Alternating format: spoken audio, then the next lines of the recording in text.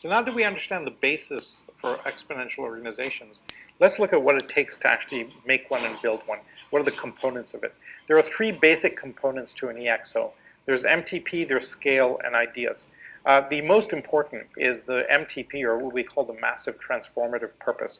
Every single exponential organization has this, it's a tagline with a social purpose wrapped into it that is your North Star.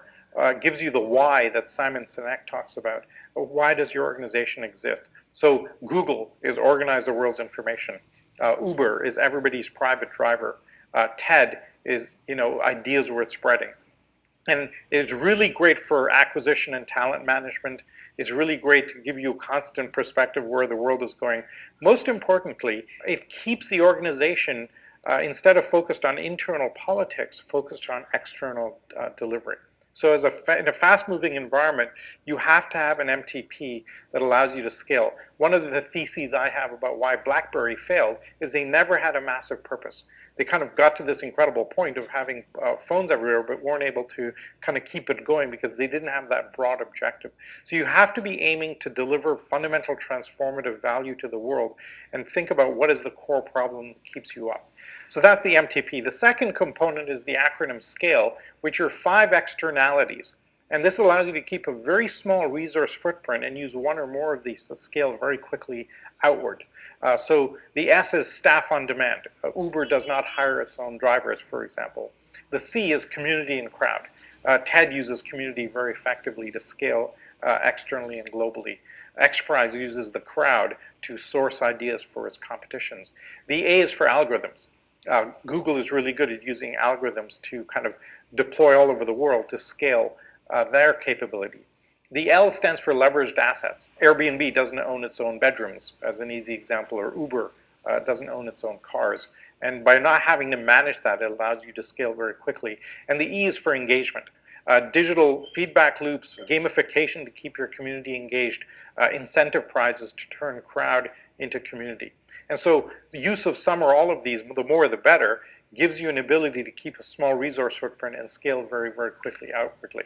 The third component, which is the acronym IDEAS, gives you another 5 characteristics.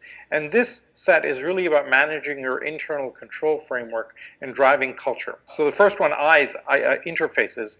Uber has very specific and customized interfaces to manage its drivers, or Apple with its App Store developers. The D stands for dashboards. Real-time metrics that track your organization in real time, because when you're scaling this quickly, you want real-time information so that if something goes wrong or you see a huge opportunity, you can fix or capitalize very, very quickly. The E is for experimentation.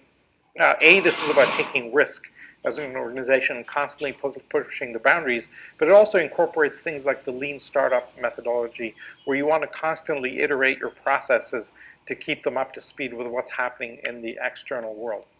The A is for autonomy or decentralized org structures, decentralized decision making.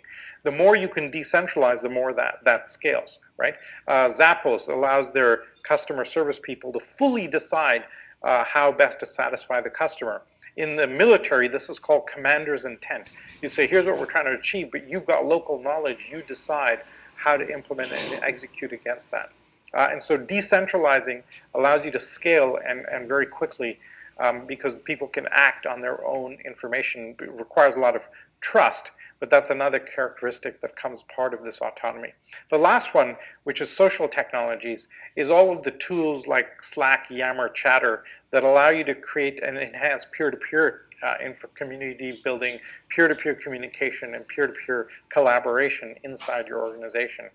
We have very good evidence today that peer-to-peer participation and collaboration are much more valuable than the traditional top-down messaging patterns we've had in all of our organization.